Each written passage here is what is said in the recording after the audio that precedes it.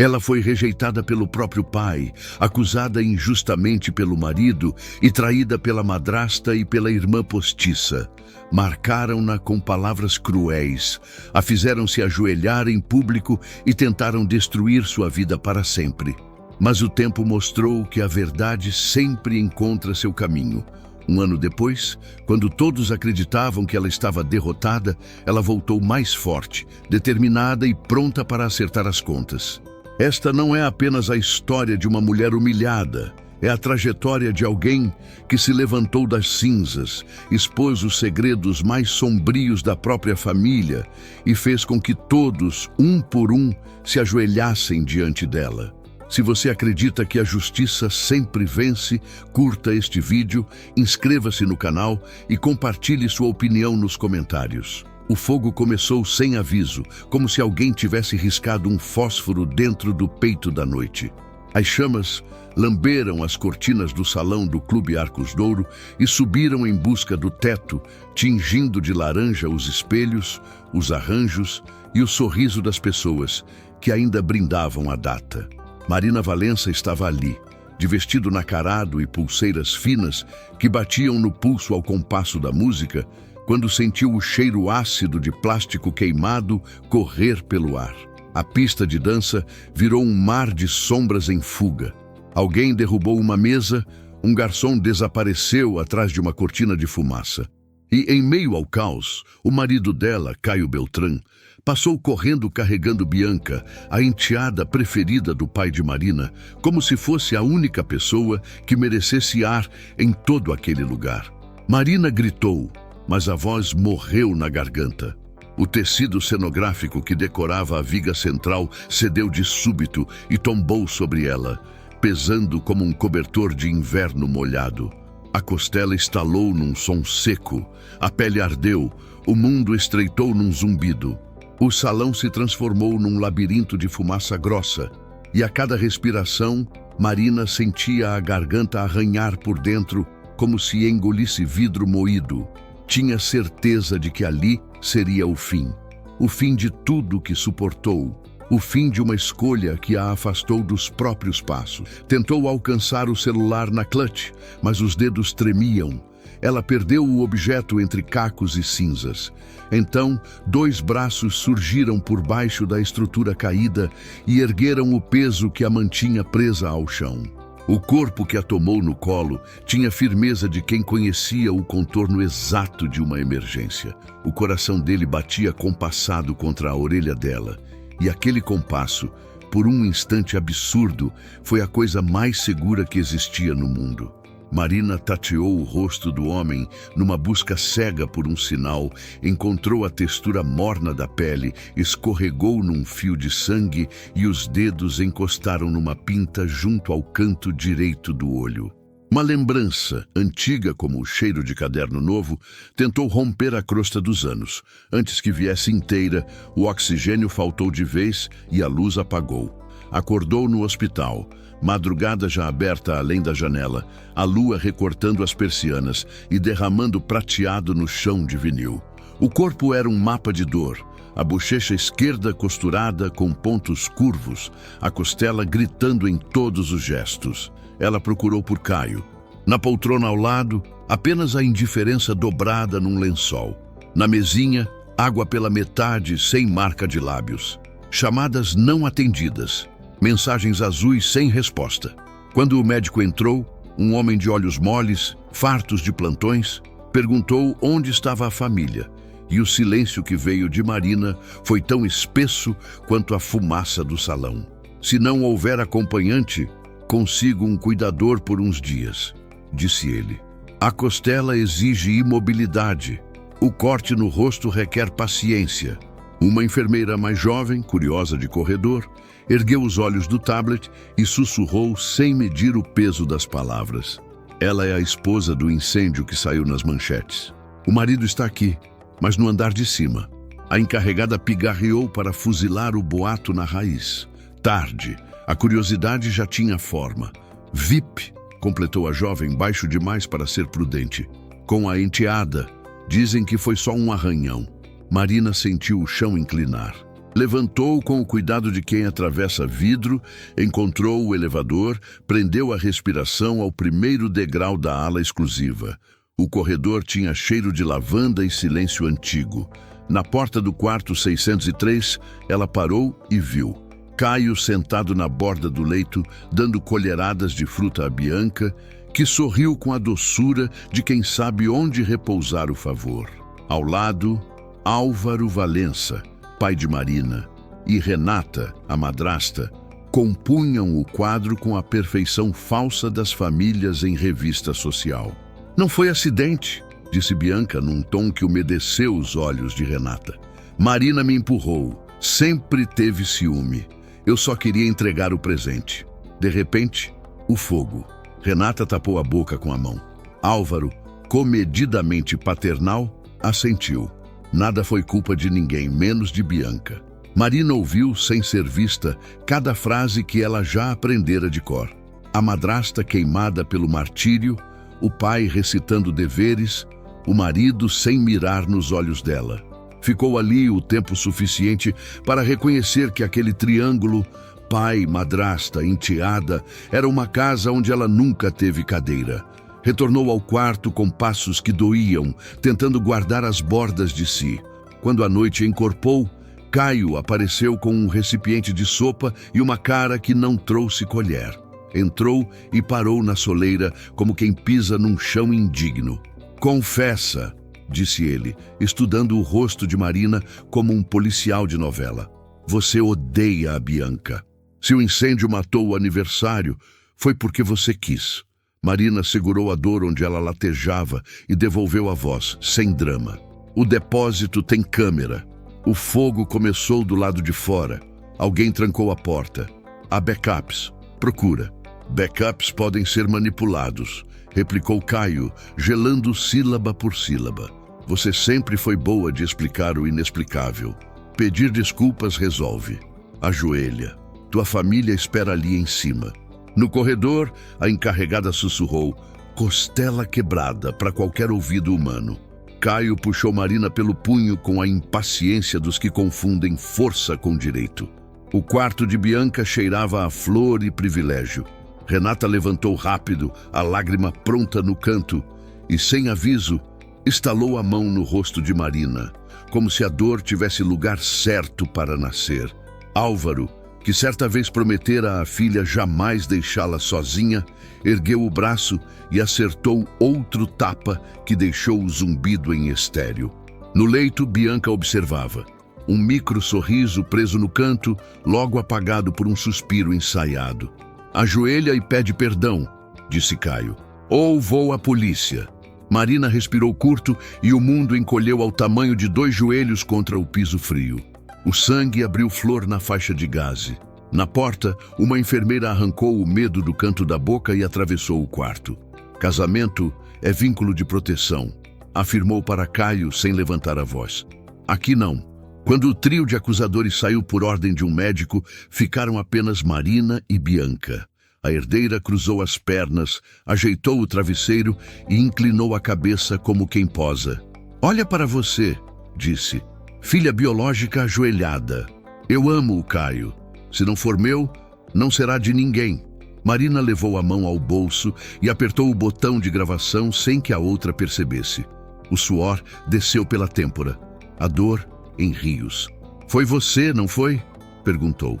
"O galpão, a gasolina, a tranca. E quem vai acreditar em você?" Bianca sorriu sem dentes. "Papai e Caio, todos já escolheram um lado." A maçaneta girou. Passos de couro entraram. Caio voltou com a mesma frieza de antes, uma sentença nos lábios. "Termina logo. Admite. Encerramos isso no cartório amanhã." Marina puxou o ar devagar, encaixou cada palavra no lugar exato e, sem tropo, apenas devolveu. "Amanhã sim." E abaixou o olhar para esconder o fogo novo que nascia por trás da íris. Quando ergueu, não havia mais súplica, só cálculo. No quarto de enfermaria comum, o dia amanheceu num tom de lâmina. O corredor cheirava a café ralo e desinfetante. Tainá, a única amiga que não trocou de lugar quando a música mudou, chegou sem maquiagem, cabelo preso, à pressa nos passos. Encontrou Marina sentada, pálida e alerta, com o celular sobre o lençol como se fosse um pedaço de prova. Eles passaram do limite, disse Tainá, o punho fechado. Deixa que eu resolvo. Ainda não, devolveu Marina. Primeiro a saída, depois o fim. Tainá entendeu o timbre. Ajudou a amiga a vestir a roupa, assinou a alta antecipada, pagou o táxi com silêncio. No caminho, Marina olhava a cidade e via apenas superfícies. Vidro, metal, vidro. Em cada reflexo ela era outra. A que perseverou tarde demais, a que se ajoelhou por amor, a que não se ajoelha mais. Chegando ao Apart Hotel, o espelho do elevador ofereceu um rosto cortado por pontos discretos. Marina passou a ponta do dedo, reparou a linha fina que o cirurgião prometera apagar com o tempo e percebeu que não queria que apagasse. Cicatrizes são mapas, e ela precisava lembrar a rota. Ligou para Igor, braço direito que nunca pedira selfie em inauguração. Ele atendeu no primeiro toque. Preciso que colha tudo. Gravação de áudio, imagens da área externa, horários de entrada e saída, e que a cidade inteira escute o que Bianca disse. Consigo em 12 horas, respondeu ele. Em 8, corrigiu Marina e encerrou. Havia coisas que ninguém ali sabia. Nem Caio, que confundiu a delicadeza dela com fraqueza. Nem Álvaro, que ensinou a própria filha a pedir migalhas. Nem Renata, que transformou culpa em altar. Antes do casamento, Marina já assinava acordos fora do país, já comandava estúdios de design que vendiam coragem para grandes marcas. Escondeu o próprio nome atrás de uma holding discreta, do tipo que age nos bastidores e sequer possui site. Quando decidiu casar, achou que o amor permitiria a renúncia. Renunciou. Agora o amor havia mudado de nome. Chamava-se Lucidez. As manchetes chegaram primeiro que o café.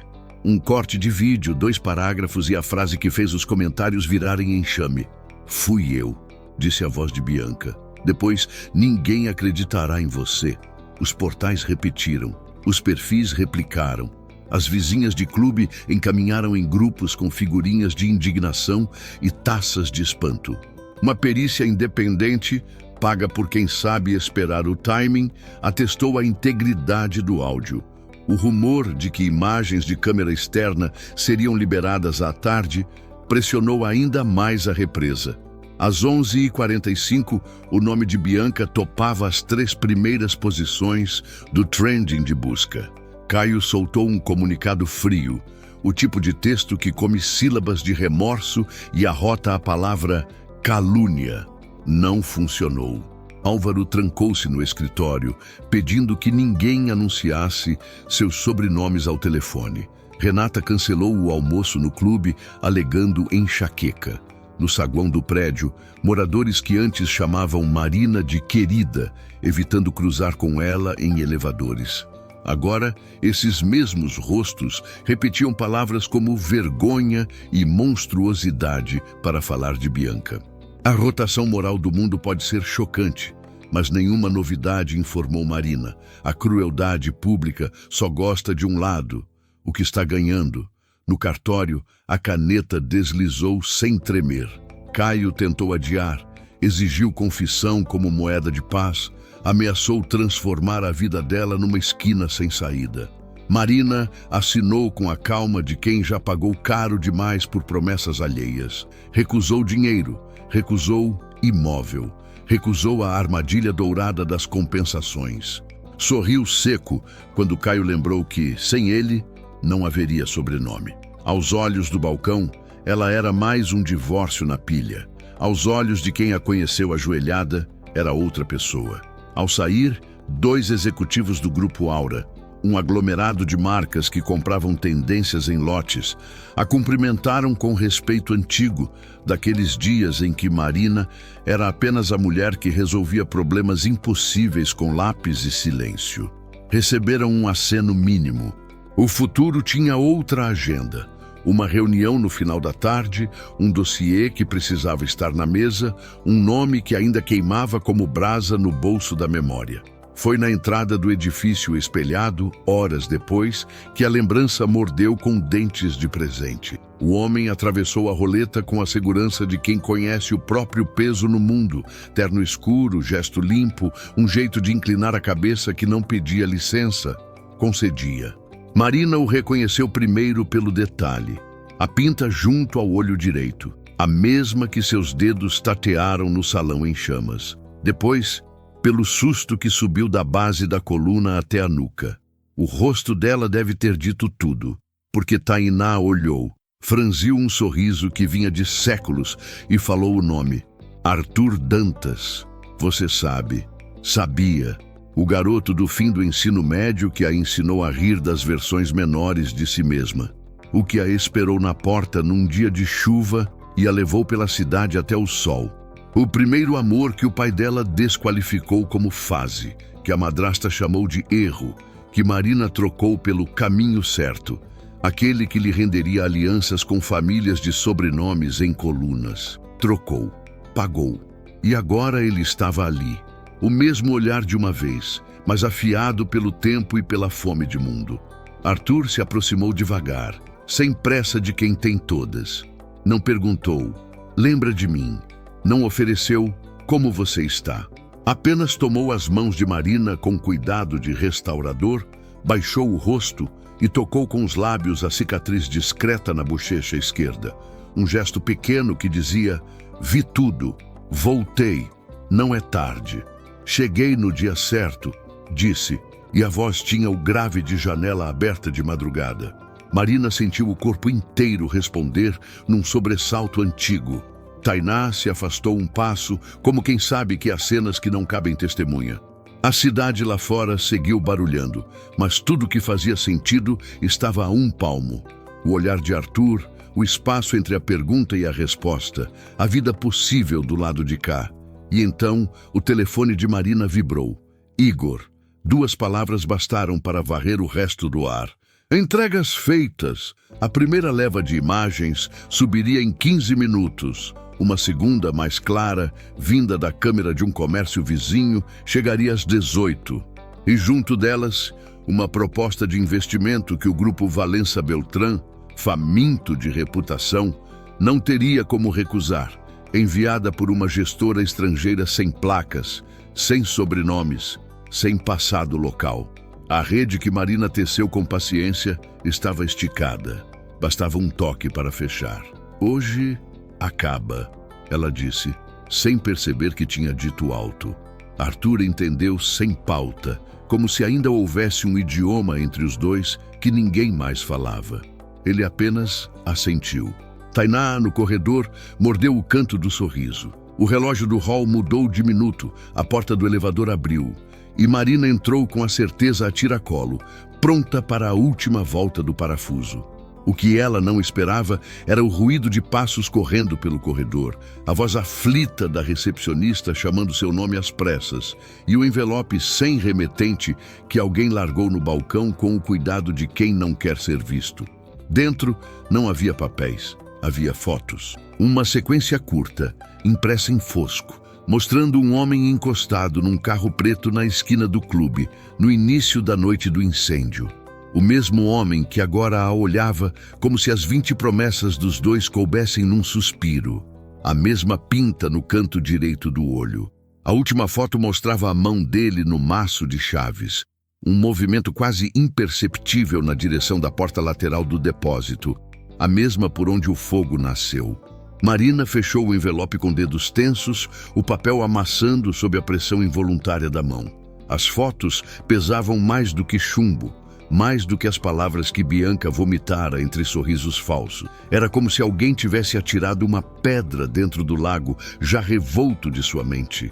O reflexo de Arthur estava ali, impresso em cores opacas. A mesma pinta, o mesmo carro, a mesma hora. O coração dela disparou como se tivesse encontrado outra vez o fogo, não o do salão, mas o que consome de dentro. No elevador, o silêncio engoliu os três. Tainá percebeu a mudança na amiga. Tentou ler o rosto dela, mas Marina mantinha a expressão de quem já aprendera a esconder tormentas. Apenas os olhos fixos no chão metálico denunciavam o choque. Arthur, ao lado, não parecia notar o desconforto, ou notava e fingia não notar. Ambos sabiam que existem silêncios mais perigosos do que gritos. Quando a porta se abriu, o corredor do 12º andar parecia maior do que era. Marina caminhou até a sala de reuniões reservada, os passos ecoando como martelos. Sentou-se à cabeceira da mesa de vidro, abriu o laptop e, num gesto rápido, passou o pendrive ao assistente Igor, que já aguardava. Ele não comentou nada sobre o envelope nas mãos dela, mas o olhar atento dizia que percebera. "O material está no ar", avisou. "As imagens já circulam. A perícia é irrefutável. Bianca não terá como negar." Marina assentiu, mas sua mente estava em outro ponto, nas fotos guardadas no bolso. Enquanto Igor detalhava a estratégia de divulgação e as próximas etapas jurídicas, ela apenas ouvia pedaços soltos, como se as palavras dele fossem ecos vindos de longe. Audiência, conferência de imprensa, repórteres, nada disso a tocava de fato. De repente, o celular vibrou. Uma notificação em destaque. Vídeo ao vivo. Bianca Valença. Marina clicou sem pensar. Na tela, a enteada aparecia pálida, com os cabelos soltos, como se tivesse acabado de chorar. A voz, porém, continuava melodramática. "Estou sendo vítima de um complô. Tudo manipulado. Marina sempre me odiou. Agora ela inventa provas. Eu só quero paz." O teatro continuava, mas o público, farto de cortinas, lotava os comentários com raiva.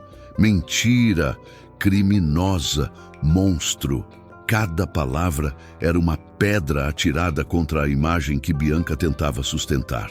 Marina desligou o vídeo, respirou fundo e por um instante sentiu o gosto doce da vingança. Mas o envelope em seu bolso lembrava que a vitória tinha espinhos. À noite, no apartamento, a vista para a cidade brilhava como um tabuleiro elétrico. Tainá preparou chá, tentando acalmar a amiga. "Quem mandou aquelas fotos?" perguntou, sem rodeios. Marina demorou a responder. Tirou o envelope do bolso, espalhou as imagens sobre a mesa. Tainá se inclinou, examinou cada detalhe com atenção. "É ele", murmurou. "Não há como negar, estava lá." "Mas por quê?" Marina deixou escapar, a voz embargada. "Se me salvou, por que estava perto da porta onde começou o fogo?" O silêncio da pergunta encheu o ambiente. Tainá tocou no braço dela. Às vezes, quem salva também tem segredos. Antes que pudessem ir além, uma batida seca na porta interrompeu o instante. Marina se ergueu, o coração acelerando de novo. Ao abrir, encontrou Arthur em pé, o rosto iluminado apenas pela luz fria do corredor. Ele segurava uma garrafa de vinho e um sorriso controlado. "Vim brindar a sua liberdade", disse. Os olhos dele, profundos, pousaram sobre as fotos ainda espalhadas na mesa. E Marina percebeu que o tempo das perguntas havia chegado. O olhar de Marina prendeu-se ao de Arthur por longos segundos, como se uma corda invisível os mantivesse atados. No silêncio, apenas o ruído do relógio marcava a passagem do tempo. Tainá, instintiva, juntou as fotos com as mãos rápidas, tentando ocultá-las antes que o visitante notasse demais. Mas Arthur já tinha visto. O sorriso dele não mudou, porém os olhos piscaram com uma sombra que não escapou a Marina. "Bonita vista daqui", comentou ele erguendo a garrafa. "Acho que você merece comemorar." Marina não se moveu.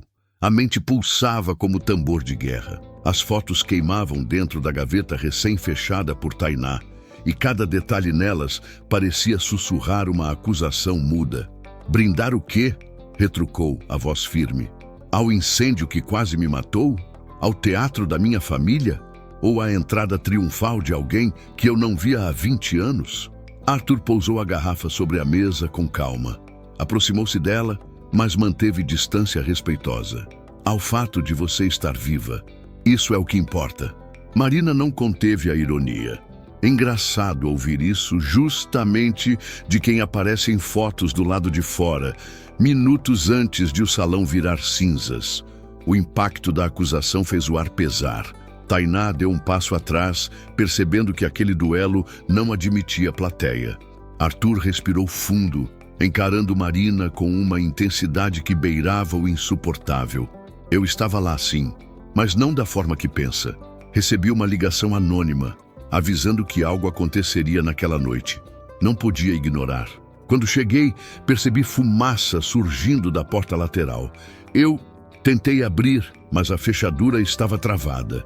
Ele estendeu as mãos como se pudesse entregar a verdade em forma física. Quando consegui entrar, o fogo já engolia tudo. E então vi você, caída, presa. Não pensei em mais nada, só em tirar você dali. Marina queria acreditar. O coração pulsava com lembranças de juventude, mas a mente, moldada pelas traições recentes, não permitia descanso. "E quem fez a ligação?" perguntou, apertando as palavras como quem testa correntes. "Não sei." A voz estava distorcida. Ele fez uma pausa. "Mas não foi coincidência. Alguém queria que eu estivesse lá." Tainá interrompeu. "Ou alguém queria que você fosse visto lá." A frase caiu como lâmina no ambiente. Arthur olhou para ela e depois voltou o foco em Marina. "Você me conhece. Pode olhar nos meus olhos e dizer que eu colocaria sua vida em risco?" Marina hesitou. Conhecia sim. O garoto que segurava sua mão no portão da escola, o homem que agora estava diante dela, mas também conhecia o gosto amargo das decepções. "Eu não sei mais quem conheço", confessou, e o tom quebrou como vidro no chão. O silêncio se prolongou, até que o celular de Marina vibrou com nova mensagem de Igor. "Segunda leva pronta. Vídeo da câmera externa mostra um carro preto estacionado na esquina por 20 minutos antes do fogo. Placas adulteradas, enviando para você agora." Ela ergueu os olhos. Arthur segurava as chaves do próprio carro na mão, distraído, rodando-as entre os dedos. O mesmo gesto congelado na última foto. O mundo pareceu diminuir ao tamanho daquele detalhe. Marina fixou os olhos nas chaves rodando entre os dedos de Arthur. O gesto era idêntico ao congelado na foto, discreto, quase banal, mas agora carregado de veneno. O coração dela se acelerou, a respiração presa no meio do peito. Tainá percebeu a tensão no ar e segurou o braço da amiga sob a mesa, como se dissesse sem palavras: "Cuidado." "Placas adulteradas", ela murmurou, deixando o celular sobre a mesa com a tela acesa. "É isso que o vídeo mostra. Um carro preto parado na esquina com placas falsas, igual ao seu." Arthur franziu o senho, sem desviar os olhos. O silêncio antes da resposta parecia calculado. "Não sou o único com carro preto nesta cidade", rebateu baixo, quase um sussurro. "Mas entendo a suspeita." Marina sentiu o sangue latejar nas têmporas. "Entende?" A voz dela endureceu. "Então explique por que alguém teria interesse em colocar você na cena. Quem ganharia com isso?" Ele se inclinou sobre a mesa, aproximando o rosto do dela. "A mesma pessoa que incendiou sua vida de dentro para fora, quem sempre quis que você fosse a culpada de tudo." O nome não precisou ser dito. Bianca. A sombra da enteada pairava sobre cada frase, cada suspeita. Mas ainda havia algo que não encaixava. Marina olhou para as mãos de Arthur, firmes, marcadas por cicatrizes antigas. Ele não parecia o tipo de homem que se deixaria manipular tão facilmente, e isso a confundia ainda mais. Tainá, inquieta, pegou novamente o celular e abriu o arquivo de vídeo enviado por Igor. A imagem mostrava nitidamente o carro estacionado, os faróis apagados, a silhueta de um homem apoiado contra a lataria. Quando a figura levantou a cabeça, a câmera captou o contorno exato da pinta ao lado do olho direito. "É você, Arthur", disse Tainá sem espaço para dúvidas. "Está aqui." Marina sentiu a sala girar. Arthur fechou os olhos por um instante, como quem carrega um peso que não cabe em palavras. Depois, encarou Marina de frente, a voz grave e firme. "Sim, sou eu. Estava lá. Mas não pelo que pensa." Ele tirou do bolso um pequeno gravador digital e o colocou sobre a mesa. Apertou o botão de reprodução. Da caixa metálica, uma voz distorcida ecoou: "Espere no carro." A porta lateral vai abrir. Quando ouvir o estrondo, entre. Salve-a. Marina estremeceu. A gravação parecia confirmar que havia uma trama maior. Alguém guiara os passos de Arthur até aquele ponto. Mas quem teria tanto interesse em manipular todos os fios da noite? Ele continuou. Eu não toquei fogo em nada, mas alguém queria que eu fosse visto lá. Alguém sabia que a única forma de você acreditar em mim era se eu estivesse no lugar certo, na hora certa. Marina segurou a borda da mesa, tentando organizar os pensamentos. A sensação de que as peças se moviam sozinhas era sufocante. A vingança que antes parecia simples, agora se transformava em um quebra-cabeça de sombras. E então, no meio daquela avalanche de revelações, o celular dela vibrou novamente. Uma nova mensagem de Igor. Tem mais. A câmera do comércio vizinho mostra duas figuras na porta lateral antes do fogo. Uma delas é claramente Bianca. A outra ainda não identifiquei. Marina sentiu o estômago afundar. A noite no salão voltava em flashes. O vestido branco de Bianca, o sorriso falso, o olhar que nunca a deixava em paz. Mas quem era a segunda pessoa? Antes que pudesse formular uma resposta, o som de vidro quebrando ecoou pelo corredor. Alguém havia forçado a entrada no apartamento. O estilhaço se espalhou pelo chão como chuva de lâminas. Marina se ergueu num salto, instintivamente protegendo o rosto, enquanto Tainá puxava o celular para ligar a segurança do prédio. Arthur, no entanto, moveu-se com a rapidez de quem já esperava aquilo. Avançou até a porta antes que a segunda batida viesse. O intruso entrou sem cerimônia. Era um homem robusto, capuz puxado até metade do rosto, uma barra de ferro nas mãos. Os olhos ardiam em desespero, não de quem age por vingança pessoal, mas de quem foi pago para cumprir um papel. Sem falar nada, ele ergueu a barra na direção de Marina. Arthur interceptou o golpe, a barra ressoando como trovão quando encontrou seu antebraço. O impacto reverberou pelo apartamento. Tainá gritou, mas Marina permaneceu imóvel, paralisada entre o medo e a raiva. O invasor recuou, tentou mais um golpe e Arthur o empurrou contra a parede com força bruta. O capuz caiu e o rosto exposto revelou-se familiar. Era Jonas, motorista antigo da família Valença, dispensado meses antes por incompetência. Marina lembrou de quando o pai, Álvaro, o acusou de furtar uma garrafa de vinho caro. Ele nunca se defendeu, apenas desapareceu. Jonas? Marina murmurou incrédula. O que está fazendo aqui?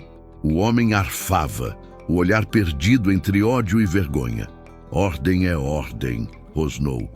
Disseram que eu tinha que calar você, que era a única forma de garantir o futuro da família. O silêncio que se seguiu foi mais pesado que o golpe da barra de ferro. Marina sabia exatamente quem tinha dado a ordem. Não precisava ouvir o nome. Álvaro Valença ainda movia peças como um general de guerra, mesmo quando a batalha era contra a própria filha. Tainá filmava a cena com o celular, a câmera tremendo em suas mãos. Jonas percebeu, tentou arrancar o aparelho, mas Arthur o imobilizou contra o chão com o joelho. A respiração dele era firme, o olhar fixo em Marina. Decide o que fazer, disse. Agora. Marina se aproximou, o coração disparado. Por um instante pensou em chamar a polícia imediatamente. Mas uma parte dela, a mesma que carregava cicatrizes invisíveis da infância, queria olhar Jonas nos olhos e arrancar a verdade sem intermediários. Quem mais estava envolvido? Perguntou, a voz baixa, quase ameaçadora. Jonas hesitou. O suor escorria pela têmpora, os músculos lutavam contra a pressão de Arthur. Foi Bianca quem me procurou primeiro. Disse que precisava se livrar de você, que você era um perigo. Depois seu pai confirmou. Prometeu me devolver o emprego, a casa, tudo. Eu só precisava esperar o sinal. Marina sentiu as pernas vacilarem. A própria família tinha contratado um peão para destruí-la.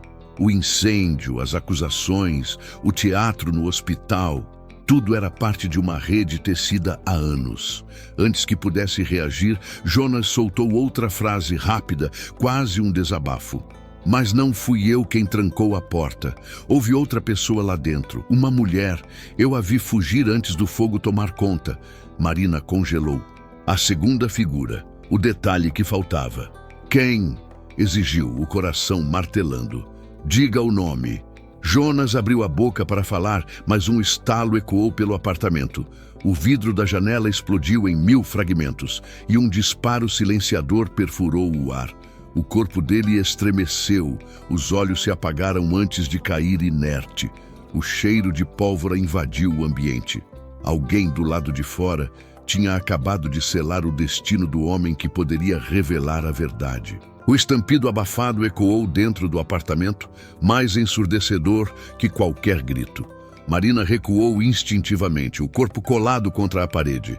Tainá deixou escapar um soluço, as mãos tremendo, ainda segurando o celular que filmava toda a cena. No chão, Jonas jazia imóvel, um filete escuro escorrendo da boca. O silêncio seguinte era pesado, interrompido apenas pelo som distante da sirene de algum carro na rua.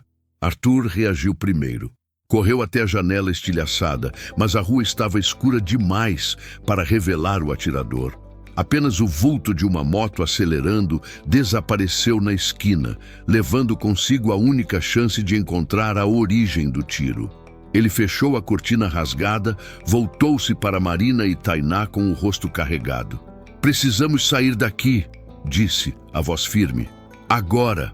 Marina ainda encarava o corpo no chão. O coração batia tão forte que ela sentia cada pulsar nos ossos quebrados da costela. Jonas estava prestes a revelar o nome da segunda pessoa na porta lateral. E alguém tinha certeza de que esse segredo jamais poderia ser dito em voz alta. Tainá puxou a amiga pelo braço, quase a arrastando em direção à porta. O corredor do prédio estava vazio, mas a tensão fazia cada sombra parecer uma ameaça. Desceram as escadas correndo, evitando o elevador, e saíram para a rua lateral, onde o vento noturno parecia cortar a pele. Um carro preto já os esperava. Marina congelou por um instante, temendo que fosse uma armadilha, mas Igor saiu do banco do motorista com o olhar alerta. Entrem, ordenou. O prédio não é seguro. Já acionaram gente demais para calar vocês. No banco de trás, Marina apertou o envelope com as fotos contra o peito, como se fosse um escudo frágil. O carro arrancou, deixando para trás o prédio iluminado, agora cenário de um crime que seria abafado pelas versões oficiais. Enquanto o carro avançava pela cidade, Igor explicou em frases rápidas. Depois do vazamento do áudio, recebi alertas de movimentações suspeitas. Há contas bancárias ligadas ao nome de Renata que transferiram quantias enormes para intermediários. Uma dessas transferências é para Jonas. Ele era apenas um elo. E o tiro? Marina perguntou, a voz áspera. Isso significa que há alguém acima dele. Alguém disposto a pagar para apagar rastros. A mente dela fervia. Bianca era apenas a ponta visível de algo maior. Álvaro tinha financiado o peão. Renata movimentava o dinheiro. E uma segunda mulher esteve na porta lateral no instante do incêndio. O círculo se estreitava. De repente, Arthur falou, a voz grave cortando o ar. Seja quem for, sabia que eu estaria lá. A ligação não foi acaso. Queriam me expor, colocar você contra mim. Marina o olhou de soslaio. Queria acreditar, mas a imagem das placas adulteradas ainda latejava. O passado entre eles pesava como corrente. Amor juvenil interrompido, lembranças doces transformadas em dúvida. O carro entrou em um túnel. A escuridão tomou conta, e Marina sentiu o pavor da noite do incêndio ressurgir em cada sombra. Ao sair do outro lado, Igor estacionou em frente a um galpão discreto sem placas, no bairro industrial. Aqui estamos seguros, garantiu. É nosso ponto cego. Dentro, um espaço amplo iluminado por lâmpadas frias. Em uma mesa central, monitores exibiam imagens das câmeras do incêndio, do hospital, das ruas próximas. Igor organizava provas, conectando fios invisíveis. Marina respirou fundo. Ali, no coração daquele refúgio, tomou uma decisão. Não apenas se defenderia, mas destruiria cada alicerce da rede que a tentava esmagar. Mas antes que pudesse planejar, uma das telas piscou. A imagem mostrava a entrada principal da mansão Valença. E na calçada estava Bianca, vestida de preto, rosto oculto por óculos escuros, entrando às pressas em um carro de luxo. Ao lado dela, a segunda figura finalmente revelada. Marina sentiu o corpo gelar. A mulher que caminhava ao lado de Bianca era ninguém menos que Renata, sua madrasta. O sangue de Marina gelou diante da imagem. A tela mostrava Renata, a madrasta sempre impecável, atravessando a calçada com a pressa de quem não teme ser vista. Ao lado, Bianca, tão próxima que pareciam sombras siamesas. As duas entraram juntas no carro, que desapareceu na noite. Tainá levou a mão à boca, incrédula. "Então é isso", murmurou. Elas estavam lá, no exato momento em que o fogo começou. Marina permaneceu imóvel, os olhos fixos na tela. A confirmação rasgava como lâmina, mas ao mesmo tempo trazia clareza. Todo o teatro de Renata no hospital, as lágrimas exibidas, os tapas desferidos, tudo era encenação. A madrasta não apenas assistira à queda dela, tinha acendido o fósforo. Arthur se aproximou devagar, os olhos baixos. "Isso muda tudo. Agora não é mais só Bianca. É sua família inteira contra você." Marina riu, mas não havia alegria no som. Era um riso áspero, cansado de se conter. "Família?" disse. "Eles deixaram de ser minha família no instante em que decidiram me enterrar viva." Igor interrompeu, ajustando os controles. "Temos provas. O áudio, os vídeos, as transferências de dinheiro. Mas ainda falta o elo direto. Mostrar que Renata e Bianca estavam no local exato do incêndio.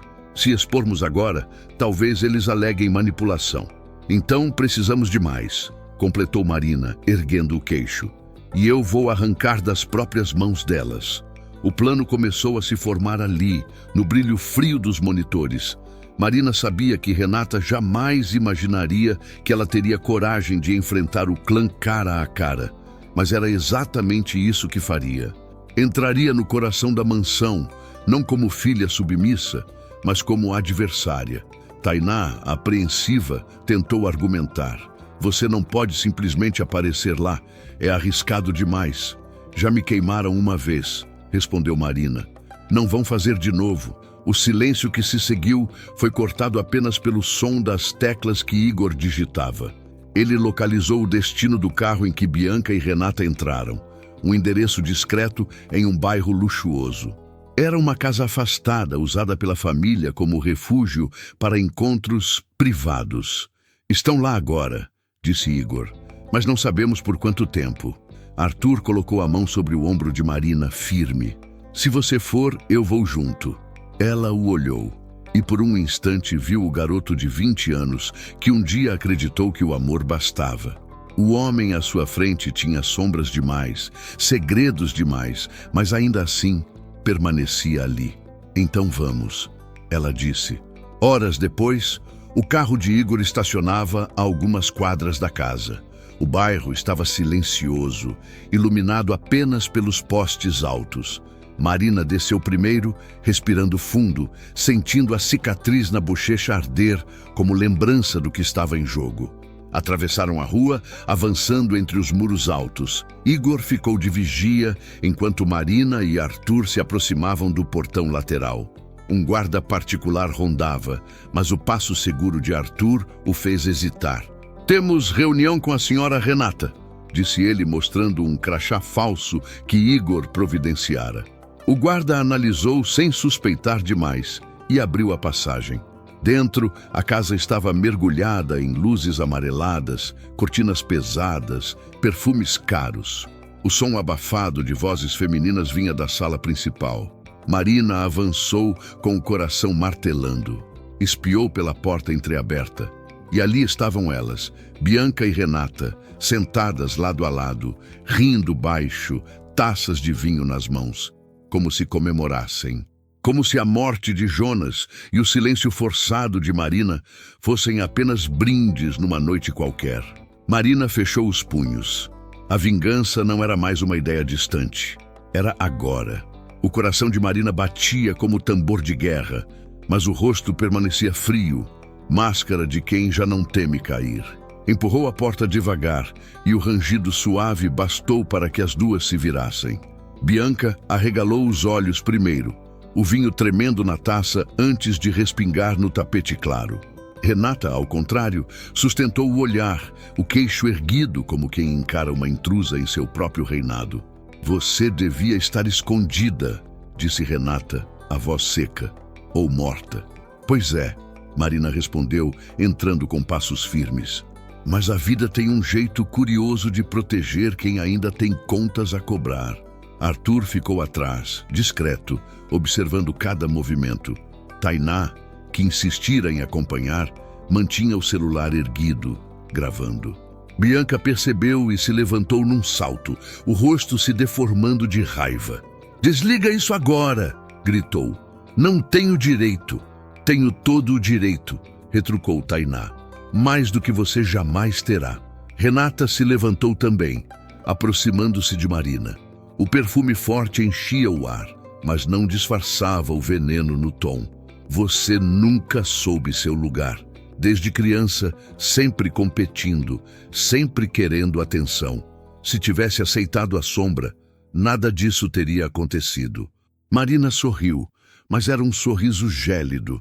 "Meu lugar nunca foi a sombra. Foi você quem precisou da minha queda para brilhar."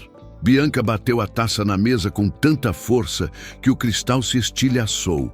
"Cala a boca! Você sempre estragou tudo. O papai me ama, não você. Caio me escolheu, não você. E ninguém mais acredita em suas histórias de vítima." Marina respirou fundo, deu um passo à frente e colocou o celular de Tainá em cima da mesa, a câmera ainda gravando. "Então diga de novo, Bianca. Diga na frente de todos. Diga que estava na porta lateral no momento do incêndio. Diga que me queria morta." Bianca empalideceu, mas antes que pudesse responder, Renata a segurou pelo braço. "Não diga nada", ordenou. "Ela só quer nos provocar." Mas Marina já tinha tirado outro trunfo do bolso. Um pendrive pequeno. Colocou no aparelho de som da sala e logo a voz distorcida ecoou. "Espere no carro. A porta lateral vai abrir. Quando ouvir o estrondo, entre. Salve-a." O sangue sumiu do rosto de Renata. Bianca mordeu o lábio, tentando esconder o nervosismo. "Reconhecem essa voz?" perguntou Marina, sem levantar o tom. "Eu reconheço. Passei anos ouvindo você, Renata, comandar cada detalhe da casa, cada palavra dita. É a mesma cadência, o mesmo veneno." O silêncio foi mortal. Arthur se aproximou, colocando um pendrive idêntico sobre a mesa. "Há cópias. Muitas." Ele encarou Renata. "Não adianta apagar mais ninguém." Renata percebeu que o cerco se fechava. O controle que sempre tivera agora escorria por entre os dedos. Bianca, em pânico, puxou o braço, gritando: "Ela vai destruir tudo! Mãe, faz alguma coisa!" Marina congelou por um instante. "Mãe!" A palavra ecoou como um trovão. Bianca nunca a chamara assim em público. A máscara caíra. Não era apenas cumplicidade, era sangue. Renata percebeu o erro da filha e tentou corrigir. "Ela me chama assim de carinho." "Não." Marina a interrompeu. "Agora tudo faz sentido. Você a criou como filha. Me apagou para dar lugar a ela. O incêndio não foi acidente, foi herança." O ar da sala ficou denso, pronto para explodir. Marina sabia. Tinha chegado a hora de virar o jogo. A revelação pairou no ar como fumaça tóxica. Bianca, com o rosto contorcido, não conseguiu esconder o pânico.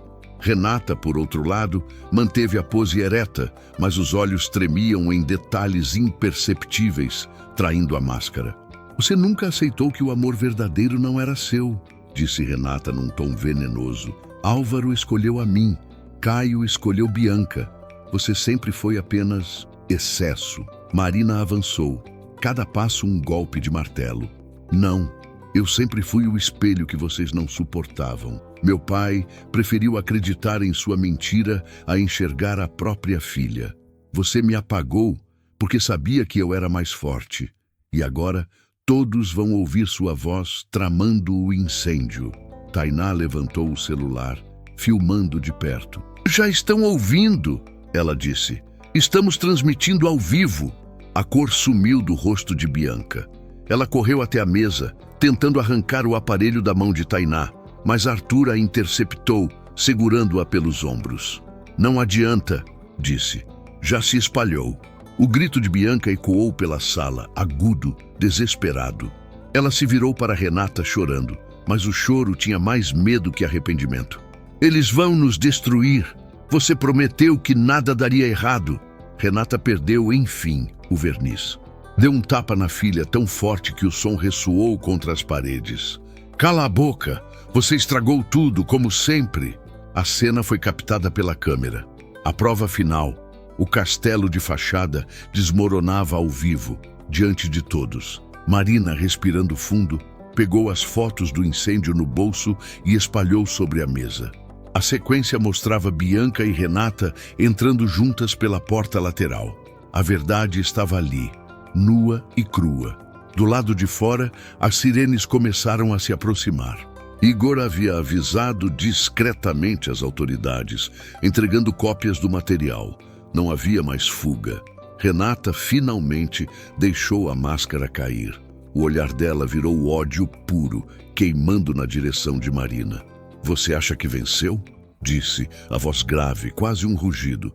Pode me prender, pode me expor, mas jamais terá o amor do seu pai. Ele sempre me pertenceu. Marina se aproximou até encarar a madrasta de frente. A cicatriz em sua bochecha ardia como lembrança. Eu não preciso mais do amor dele, respondeu firme.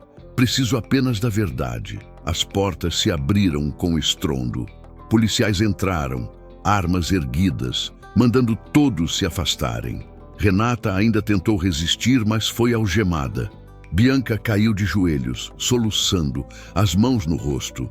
Enquanto as duas eram levadas, Marina sentiu o peso de anos sair dos ombros. A vingança não tinha sido apenas punição, era libertação. Ela não precisava mais se ajoelhar diante de ninguém. Arthur se aproximou, tocando de leve a cicatriz no rosto dela. Acabou, disse. Marina olhou pela janela, vendo as luzes vermelhas e azuis refletirem na noite. Inspirou fundo, o peito finalmente cheio de ar. Não, ela corrigiu com calma. Está apenas começando, porque agora, livre das correntes da família, Marina sabia que podia reconstruir sua vida. Não como filha renegada, nem como esposa traída, mas como mulher inteira, cicatrizada, inquebrável. E dessa vez, ninguém teria poder de apagar sua chama. Já passou por uma traição ou uma injustiça que mudou sua vida? Conta aqui nos comentários. Quero muito saber a sua história. E não esquece, curtir, compartilhar e se inscrever ajuda o canal a crescer e traz ainda mais histórias emocionantes para você.